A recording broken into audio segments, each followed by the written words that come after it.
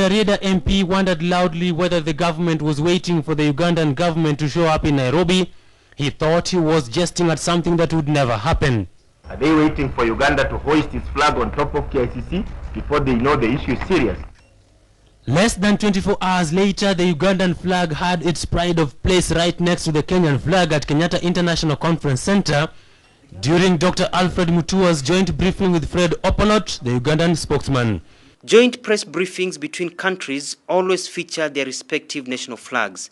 This is pure international diplomatic etiquette. Dr. Mutua went the extra mile, insulating the Ugandan from the hard questions about Migingo Island.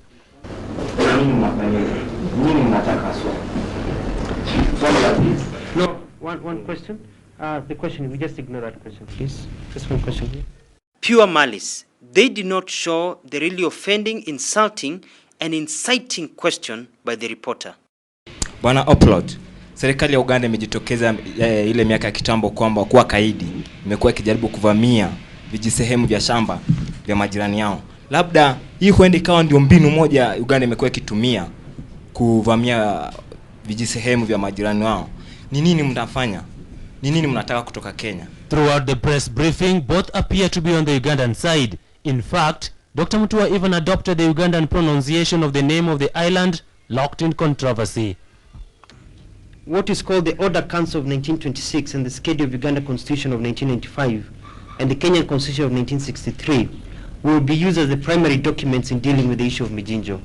What they did not show you is the joke I made about Migingo versus Mijinjo, and the more than 30 times I used the word Migingo. Thank you, Fred. You know, when we're discussing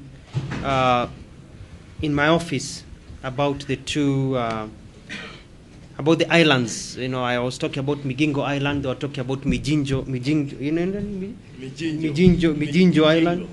Island, and I told them, oh, we are talking about two different islands. And they said, no, it's the same island, just different pronunciations in our culture. At this time, we'll go ahead and take your questions. Sovereign powers within whose jurisdiction Migingo Island is situated. That on completion of the border demarcation, security will be provided by the sovereign power within whose jurisdiction Migingo Island is situated, especially that of the Kenyan fishermen on Migingo Island. The government of Kenya welcomes the warm gesture of the Ugandan government in resolving the issue of Migingo Island and for sending its senior government representatives to clarify on what is really occurring on Migingo Island, after our respective ministers met over the issue of Migingo Island. And in total disregard of protocol, the good doctor recognized the Ugandan president first, not once, but at least twice. Our heads of state, President Yoweri Museveni and His Excellency President Mwai Kibaki, also met. It is international diplomatic etiquette and courtesy to mention the leader of a friendly nation first.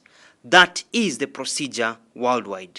The president of Kenya and the president of Uganda met in Lusaka and discussed this issue. And indeed, the two spokesmen, holding their brief hundreds of miles from Migingo where the problem lies, didn't seem to know who should speak at what turn.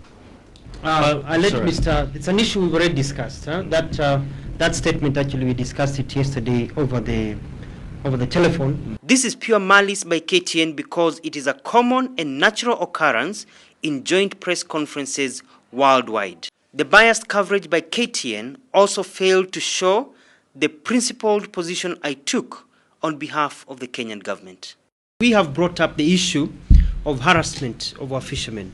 We've seen newspaper reports about harassment of fishermen, and we're trying to authenticate some of those reportage and trying to find out who is actually harassing them. The Ugandan government has assured us that in keeping with the communique, no fishermen are being harassed or will be harassed. And I think that's a message that Mr. Opolot will take back home, but he's already assured us that there's no harassment, and we have said that there should not be any harassment of any fishermen, either Ugandan or Kenyan, by any security forces of other countries, or by anybody for that matter. The issue of the flag, I think, has been, it's something that has already been flogged several times.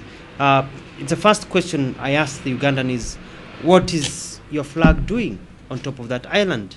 And they explained, you know, clearly I understood about our police. They did not realize it was such a big issue in terms of the flag being there, but he's also assured us he'll take the message back home, that when he got to Kenya, he realized that the presence of the flag has been taken. To them, they were seeing it as a police post with a flag on top, as according to the agreement between the two police commissioners. But he's going to take the message that the Kenyan, they're seeing it as a sovereign issue. There's a concern about the Ugandan flag flying high at the island. It's something that obviously I will relay to the officials who are responsible for this. I'll certainly relay that message that our brothers and sisters in Kenya are concerned about the flag. It is clear a KTN editor used selective footage to mislead Wananchi and to perpetuate a malicious and personalized agenda. This is not right or proper journalism and should be condemned by KTN management and all truth-seeking and patriotic Kenyans. Behold, the truth shall set us free.